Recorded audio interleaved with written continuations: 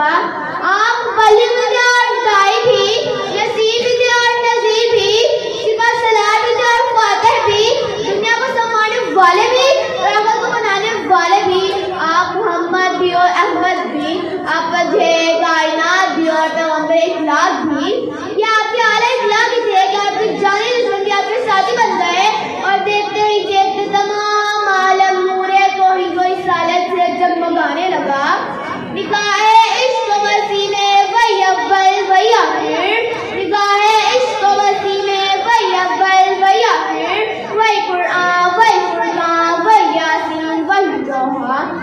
آپ صلی اللہ علیہ وآلہ وسلم دنیا میں وہ عظیم الشان انسان ہے جس کی تعریف خود خدا نے کی, جس کے چہرے کی قسم قرآن نے کھائی, جس کے چہرے کو مسوحا کہا گیا, جس کی زلفوں کو واللیل کہا گیا, جس کے سینے کو لم نشر کہا گیا, جس کی چادر کو یا ایھا المدثر کہا گیا, جس کے کمبل کو یا ایھا المزمل کہا گیا, جس کی تعریف میں خود اللہ تعالیٰ نے وَرَفَعْنَا لَكَ ذِکْرَکَ کہا, اور کیا کہنے اس وجود کے جس کو رحمت للعالمین کہا گیا. سورۃ